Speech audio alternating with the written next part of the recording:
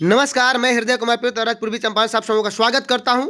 और जैसा कि मैंने पहले ही बता दिया था कि प्रधान शिक्षक बहाली में क्या क्या योग्यताएं होनी चाहिए और क्या कितने अंकों का प्रश्न आएगा, निगेटिव मार्किंग नहीं रहेगा। और जो परीक्षा फॉर्म पहले से ऑलरेडी भर चुका है प्रधान शिक्षक का, उनका जो है सो शुल्क नहीं लगेगा। तो इस तरह की जो बातें, हाँ एक बात मैंने जो बताया था कि 30,500 उनका जो मूल वेतन नहीं रहेगा, बढ़ेगा, लेकिन इसमें बढ़ाया नहीं गया है। इस पर भी हम चर्चा करेंगे। और ध्यान देंगे कि जो पहले से हेडमास्टर का जो फॉर्म है अप्लाई कर चुके हैं 2022 में, उनको क्या करना होगा। तो उनको देखिए, उनका शुल्क नहीं लगेगा और उनको डायरेक्ट जो है सो फॉर्म फिलअप लेकिन करना पड़ेगा। और आधार कार्ड जो नहीं देते हैं उनका अलग से 200 रुपये चार्ज लगेगा। इन सारी बातों पर हम जानकारी प्राप्त करेंगे। तो अगर आप मेरे चैनल पर नए हैं तो प्लीज़ मेरे चैनल को सब्सक्राइब जरूर कीजिए, शेयर कीजिए और कमेंट जरूर कीजिए अपने जो भी प्रश्न होंगे मन में जो चल रहे हैं। तो अगर आप मुझे फेसबुक पर देख रहे हैं, वहाँ मुझे आप फॉलो कीजिए, लाइक शेयर कमेंट जरूर कीजिए। सब्सक्राइब इसलिए कीजिए कि आप नई नई सूचनाओं को मेरे यूट्यूब चैनल के माध्यम से प्राप्त कर सकें। तो चलिए सबसे पहले देखते हैं कि विज्ञापन संख्या 25/2024 ये बिहार लोक सेवा आयोग के द्वारा जारी कर दिया गया है। और ये टोटल 40,247 पदों के लिए बहाली होगी। मैं आपको बता दूं कि इसमें महिलाओं के लिए 14,093 सीट आरक्षित रहेंगे। आप सभी देख रहे हैं कि अनरिजर्व के लिए 10,081 और ईडब्ल्यूएस के लिए 4,018 है। वहाँ पे 8,041 अनुसूचित जाति के लिए, अनुसूचित जनजाति के लिए 806, 10,056 ईबीसी के लिए और बीसी के लिए 7,245 सीट है। आगे बढ़ रहे हैं हम और देखेंगे कि जो भी हमारे दिव्यांगजन हैं उनके लिए भी इसमें दिया गया है कि 803 जो है वह सामान्य परिषद स्वतंत्रता सेनानियों के लिए और दिव्यांगजनों के लिए यहाँ पे अलग अलग कैटेगरी में दिया गया है कि VI विजुअल इम्पेयरमेंट के लिए, है ना, मूक बधिर के लिए, अस्थिर दिव्यांगता के लिए, मनोविकार के लिए अलग अलग सीटें यहाँ पे है। अब आगे बढ़ रहे हैं कि शिक्षा विभाग जिलावार प्राथमिक विद्यालय प्रधान शिक्षकों की समेकित रिक्ति आयोग के वेबसाइट पर उपलब्ध है। अब ये जो पूरी रिक्ति है वेबसाइट पर भी उपलब्ध है लेकिन जिलावार, ये जिलावार अलग से आपको वेबसाइट पर उपलब्ध है। यहाँ पे देख रहे हैं, यहाँ जिलावार प्राथमिक विद्यालयों की लिख रहा है। अब आगे वेतनमान की जो बात है, तो मैंने कहा था कि 30,500 से अधिक होगा, लेकिन वेतनमान नहीं बढ़ाया गया है। चूंकि कारण 2003-05 के शिक्षकों का अभी मूल वेतन 30,750 हो जाएगा सक्षमता देने के बाद। तो फिर प्रधान शिक्षक का 30,500 ही क्यों, ये बढ़ना चाहिए जो मैंने कहा था, लेकिन इसमें रखा गया है 30,500 रुपया प्रधान शिक्षक के लिए।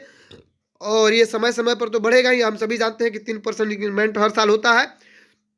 अब आइए, अनिवार्य अर्हता एवं उम्र सीमा की और अर्हता की बात जो कर रहा है, तो नियमावली जो 2024, इसमें मैंने नियम 2 के 9 की बात किया था।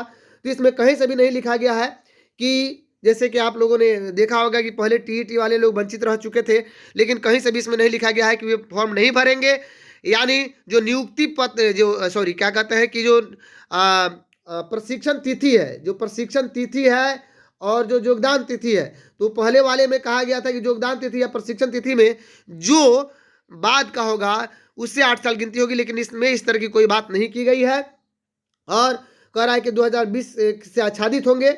मैं सीधी एक और बात बता दूं कि ये सीधी भर्ती है। बहुत लोग कह रहे हैं कि नहीं ये विभागीय है, ये सीधी भर्ती है। और विभागीय की अगर बात जो सोच रहे होंगे तो इसी में देख लीजिए, कंडिका 3 में यहाँ लिखा हुआ है कि जो 2018 विद्यालय शिक्षक, देखिए बिहार राजकीय प्रारंभिक विद्यालय शिक्षक स्थानांतरण अनुशासनिक कार्रवाई प्रोन्नति नियम 2018 से आच्छादित शिक्षक शामिल नहीं होंगे। क्यों शामिल नहीं होंगे?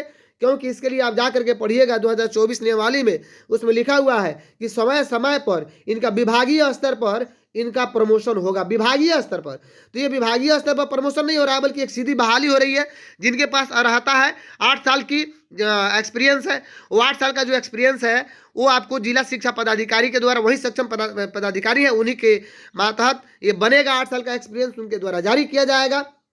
स्पष्ट देख लीजिए यहाँ पे कि 1 अगस्त 2024 को 58 वर्ष या उससे कम आयु हो और 8 वर्ष का शिक्षण अनुभव लगातार किसी सरकारी विद्यालय में हो।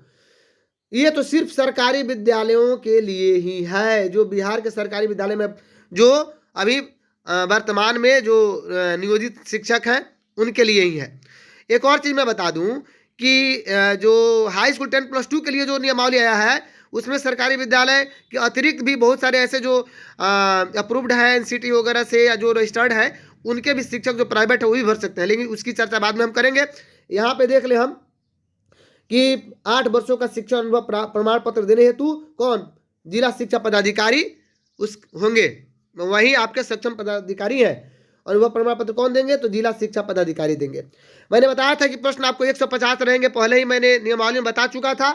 तो इसलिए अगर आप मेरे चैनल पर नए हैं तो प्लीज़ मेरे चैनल को सब्सक्राइब जरूर कीजिए, चूंकि इसकी सूचना मैं बहुत पहले 1 माह पहले दे चुका था कि 150 अंकों की परीक्षा होगी और 2.5 घंटे की परीक्षा होगी। मैंने कहा था कि उसमें भी 2 पत्र रहेंगे। मैंने ये भी कहा था कि भाग 1 और भाग 2 रहेगा। ठीक उसी प्रकार इसमें है कि भाग 1 में 75 अंक रहेगा और भाग 2 में भी 75 अंक रहेगा। भाग 1 में जो सामान्य अध्ययन पत्र है इसमें प्राथमिक गणित रहेगा और क्या क्या रहेगा बता दे रहा हूँ, पहले भी मैं बता चुका हूँ 1 माह पहले। मानसिक योग्यता, राष्ट्रीय अंतर्राष्ट्रीय घटना चक्र, सामान्य विज्ञान, भारतीय राष्ट्रीय आंदोलन, भूगोल, भारतीय राजनीति इत्यादि शामिल रहेगा। अब भाग 2 में क्या रहेगा, तो भाग 2 जो 75 अंक का होगा, चूंकि डीएलएड पर यह बहाली होती है 1 to 5 या 6 to 8, यानी वो 1 से लेकर 8 तक, हालांकि बीएड वाले भी शामिल होते हैं, लेकिन इसमें भाग 2 में ऑलरेडी लिखा हुआ है कि प्रधान शिक्षक के लिए डीएलएड विषय एक पत्र है और इसमें उक्त विषय पत्र में डीएलएड विषय के प्रश्न होंगे और डीएलएड विषय का विस्तृत पाठ्यक्रम आयोग के वेबसाइट पर उपलब्ध है। तो मैं क्या क्या पाठ्यक्रम होगा उसके लिए भी मैं एक वीडियो लेकर के आऊँगा। तो अगर आप मेरे चैनल पर नए हैं तो प्लीज़ मेरे चैनल को सब्सक्राइब जरूर कीजिए, शेयर कीजिए, लाइक कीजिए, कमेंट कीजिए। फेसबुक पर देख रहे हैं वहाँ फॉलो कीजिए। आगे बढ़ते हैं कि देखिए MCQ यानी मल्टीपल चॉइस क्वेश्चन रहेगा, जैसे बीपीएससी पूछते आ रही है। गलत उत्तर का कोई भी निगेटिव मार्किंग नहीं रहेगा, जबकि पहले वाले में निगेटिव मार्किंग था जो नियमावली आई थी 2022 में। और एक और चीज़ बता दूं कि न्यूनतम अर्हतांक यानी कम से कम जो जनरल कैटेगरी के लोग हैं उनको 40% लाना होगा। पिछड़ा वर्ग के लिए आपको 36.5%, अत्यंत पिछड़ा वर्ग के लिए 34%, अनुसूचित जाति, अनुसूचित जनजाति, महिला या निःशक्त के लिए 32% न्यूनतम अर्हता रखा गया है। आगे बढ़ते हैं कि साक्षात्कार यानी इंटरव्यू नहीं होगा, ये नहीं होगा। मेधा सूची कह रहा है कि भाग 1 और 2 के आधार पर ही मेधा सूची बनेगा, लेकिन अगर आपका अंक दोनों का बराबर रह गया उस परिस्थिति में जो भाग 2 है, भाग 2 के जो जितना प्राप्तांक होगा उसके अनुसार मेधा सूची आपका जारी किया जाएगा, यानी भाग 2 डीएलएड ये इंपॉर्टेंट बन जाता है एग्जाम में मेधा सूची के लिए। अगर ये भी दोनों सेम हो गया उसके बाद हम उम्र सीमा से उनकी वरीयता देखेंगे या उनके नाम से उम्र सीमा भी सेम रहने पर, जन्मतिथि सेम रहने पर उनके नाम पर देवनागरी लिपि में वर्णमाला के अनुसार नाम वाले उम्मीदवारों को वरीयता दी जाएगी, वरीयता। अब देखिए आगे आवश्यक निर्देश दिया गया है। आवश्यक निर्देश दिया गया है, हाँ एक बात, जो पहले ऑलरेडी प्रधान शिक्षक का फॉर्म भर चुके हैं उनको अब उनका शुल्क नहीं लगेगा, जो 750 रुपया लगने वाला था। वे सिर्फ अपने जो पहले वाला मोबाइल नंबर था उसी से रजिस्टर करेंगे, ओटीपी आएगा, ओटीपी डालेंगे और उनका जो पैसा 750 रुपया लगना है वो नहीं लगेगा, ऑलरेडी कहा गया है इसमें। और देखिए कोई अभ्यर्थी बिहार प्राथमिक विद्यालय प्रधान शिक्षक नियम 2024 के अंतर्गत 3 बार परीक्षा में शामिल हो सकेगा। तो चूंकि अभी एक बार में ही परीक्षा में आपको 247 जो पदों का है, जो जो पदों की संख्या है आप देख सकते हैं, उसके लिए ऑलरेडी यहाँ पे परीक्षा हो जा रही है। तो 3 बार की बात, अधिकतम प्रथम पाली में ही यानी प्रथम बार में ही ये भर जाएगा सब कुछ। तो इसमें कहा जा रहा है कि 3 बार ही परीक्षा कोई देगा। कहाँ थे हम लोग, हाँ 3 बार ही परीक्षा आप दे सकते हैं। चलिए अच्छी बात है। आरक्षण की जहाँ तक की बात की गई है तो आरक्षण में देखिए मैं स्पष्ट बता दूं कि SC ST के लिए जाति प्रमाण पत्र लगेगा और आवासीय लगेगा। EBC के लिए और BC के लिए आपको क्रीमी लेयर लगेगा। और आपको जब क्या कहते हैं कि आवासीय बनाते हैं उसके बाद ही क्रीमी लेयर बनता है, तो क्रीमी लेयर रहित प्रमाण पत्र जमा करना अनिवार्य होगा। दूसरी चीज़ की जो अगर दिव्यांग है, स्वतंत्रता सेनानी है तो उससे संबंधित या पहले से सरकारी कर्मी है कहीं तो उससे संबंधित उनको प्रमाण पत्र देने होंगे। अब आगे बढ़ते हैं कि इनको कैटेगराइज किया गया है। अनारक्षित के लिए 1 2 3 4 5 6 है। एक और चीज़ बता दूं कि EWS वालों को अपना EWS का सर्टिफिकेट बनवाना होगा, जो जनरल कैटेगरी के हमारे बंधु है। अब आगे जो अस्थायी दिव्यांगता के बाद यहाँ पे रिन्यूअल नवीकरण के नहीं होने की स्थिति में प्रमाण पत्र विधि मान्य नहीं होगा, यानी जिनका दिव्यांगता में रिन्यूअल नहीं हुआ उनका प्रमाण पत्र जो है सो क्या होगा, मान्य नहीं होगा। अब आगे बढ़ते हैं कि इसमें इसके बाद ये सब तो आरक्षण की बातें हैं। देखिए सामान्य प्रशासन विभाग शुल्क के बारे में देखिए यहाँ पे सबसे पहले ये अलग अलग कैटेगरी के लोगों को जैसे कि भूतपूर्व सैनिक को सरकारी सेवक उम्र सीमा में छूट और ये सब दिया गया है। हालांकि इसमें कहा गया कि फोटो पहचान पत्र लगेगा, आधार कार्ड लगेगा, हाल का खींचा हुआ 2 फोटो लगेगा और डाउनलोड किए गए आवेदन की प्रति लिखित परीक्षा के लिए भरे एवं डाउनलोड किए गए आवेदन की प्रति लिखित परीक्षा के लिए भरे एवं डाउनलोड किए गए आवेदन की प्रति लिखित परीक्षा के लिए निर्गत एडमिट कार्ड की प्रति ये लगेगा। अब एक चीज़ और बता दूं कि शुल्क कितना 750 रुपया ये सभी के लिए है, सिर्फ SC ST और महिलाओं को छोड़ करके, बाकी सबके लिए है। दिव्यांग के लिए भी 200 रुपया ही है, तो SC ST महिला दिव्यांग के लिए 200 रुपया और बाकी के लिए 750 रुपया है। हाँ, एक बात मैं आपको बता दे रहा हूँ कि दिव्यांगता 40% या उससे अधिक होना चाहिए।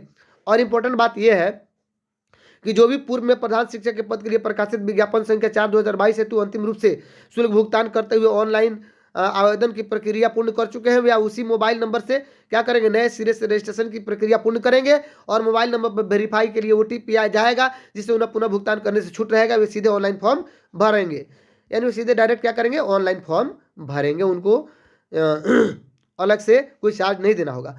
एक बात ध्यान है देने वाली बात है कि जो पहले रजिस्टर्ड कर चुके हैं, रजिस्ट्रेशन किए थे लेकिन शुल्क जमा नहीं किए थे, उनको शुल्क जमा करने के बाद बाकी प्रक्रिया को पूर्ण करना होगा। अब आगे बात करते हैं कि बायोमेट्रिक देखिए के लिए 200 रुपया लग रहा है, यानी सभी कैंडिडेट के लिए। लेकिन ध्यान देना है कि जो कैंडिडेट अपना आधार कार्ड देंगे उनका बायोमेट्रिक का 200 रुपया नहीं लगेगा। जो आधार कार्ड नहीं देंगे उनका 200 रुपया बायोमेट्रिक में लगना ही लगना है ना। और एक और चीज़ कह रहा है कि आधार से, यानी जो आपका आधार है उससे ADDHAR आधार से आपका जो मोबाइल नंबर लिंक होना चाहिए, मोबाइल नंबर लिंक होना चाहिए, ये इंपॉर्टेंट बात है। लिंक करवा लें, नहीं तो बाद में दिक्कत होगी। अब आइए, ऑनलाइन आवेदन प्रारंभ करने की जो तिथि है 11/3/2024 है और ये 2/4/2024 तक अप्लाई होगा ऑनलाइन, यानी 11 मार्च से लेकर के 2 अप्रैल तक ये अप्लाई किया जाएगा। ये सारी बातें हैं। और विशेष मैं इसके क्या कहते हैं कि पाठ्यक्रम क्या होगा उससे लेकर के मैं संबंधित एक ऑलरेडी वीडियो में लेकर के आऊँगा। तो इस प्रकार आपने देखा कि जो पहले से हमारे शिक्षक जो अप्लाई किए हुए हैं उनको अतिरिक्त पैसा नहीं लग रहा है। तो अगर आप मेरे चैनल पे नए हैं तो प्लीज़ मेरे चैनल को सब्सक्राइब कीजिए, लाइक कीजिए, शेयर कीजिए, कमेंट कीजिए। मिलते हैं नेक्स्ट वीडियो में, तब तक के लिए।